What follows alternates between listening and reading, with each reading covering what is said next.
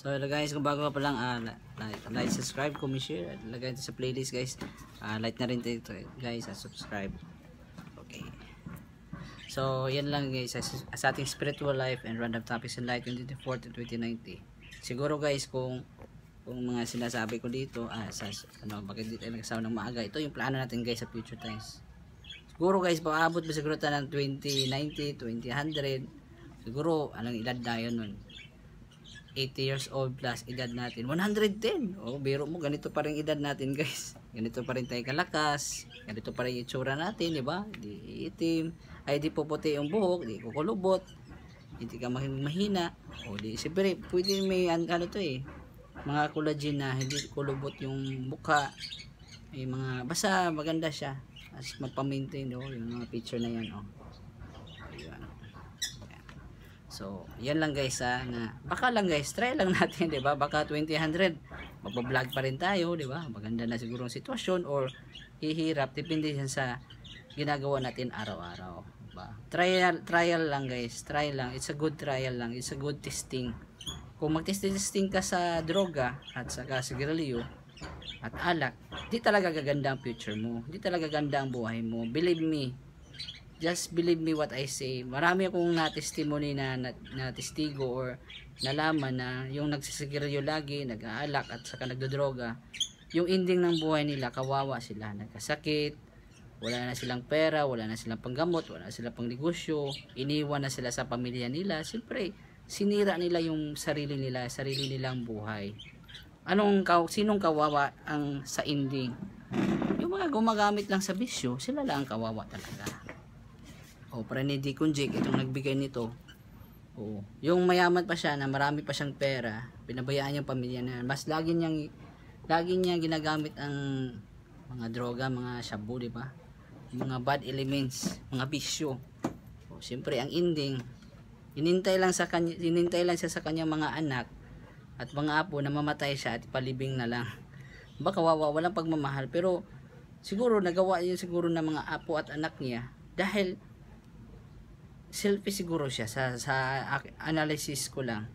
Siguro selfish siguro siya sa sarili niya, mas inunahan pa niya yung droga niya kaysa pamilya niya, di niya papadalahan, di niya susuportaran.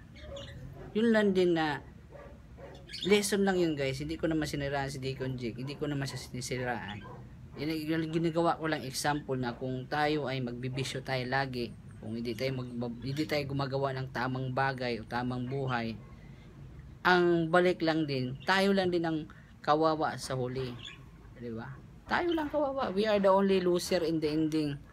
Ang yumaman lang dyan, yung mga may-ari ng beer, may-ari ng sigarilyo, muna na marami, masama siya. Bakit, tanong ka sa akin na, bakit napapatuloy pa rin siya na kahit masama siya? Kasi dahil sa tax yan. Okay lang sa kanila na basta may tax lang. Pero ako, kung tulungan mo yung sarili mo, huwag ka lang talaga bibili dun. Huwag mo na simulan ng bisyo, ikaw lang kawawa at the end. Biro mo, 30 years o 40 years mo, araw-araw mo si sigarilyo.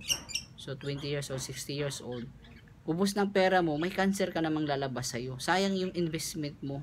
Sabihin mo mura lang siya araw-araw na mabibili mo.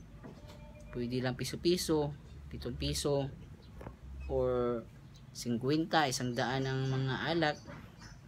Siguro, mahal na siguro yan ngayon. Sabihin mo, araw-araw mo yan, or kahit once a month. Sayang ang perang ginastos mo. Instead na i-bisyo mo yun, kasi stress ka, magpunta ka sa psychiatrist, di ba? Magpatulong ka ba na may stress ka? Punta ka sa mga doktor, huwag punta doon sa mga bisyo, mga droga, yung mga kahit yung mga prescription drugs sa doktor, kung iabuso mo yan, di ba, may prescription yan di mo isobra pag inom ng drugs sa doktor.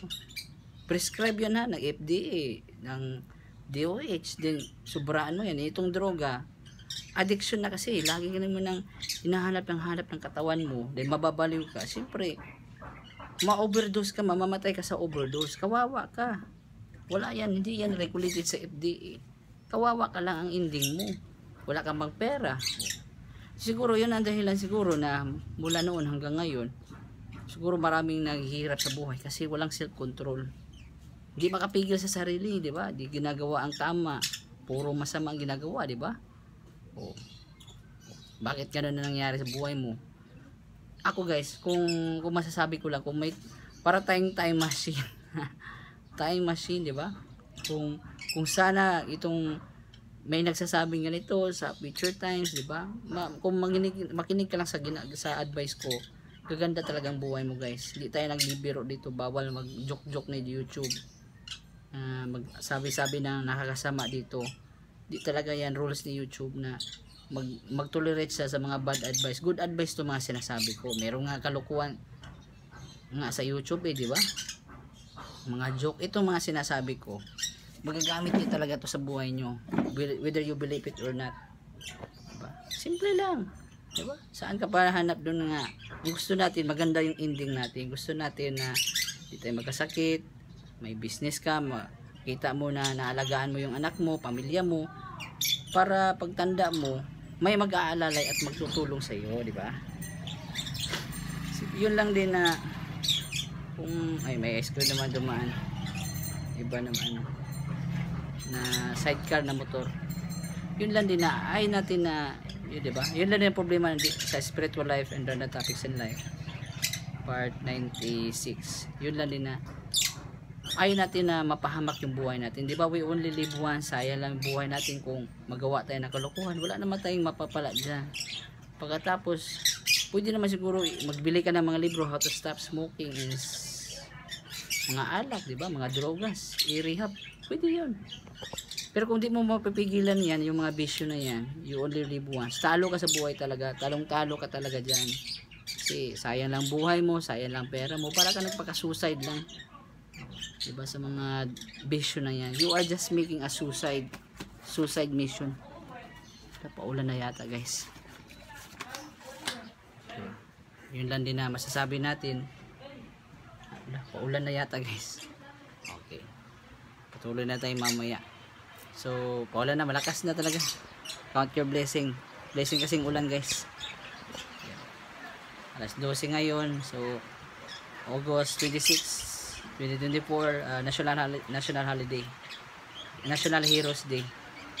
At paulan na guys. Di na marinig sa video so titigil muna natin, mamaya na lang. Okay po.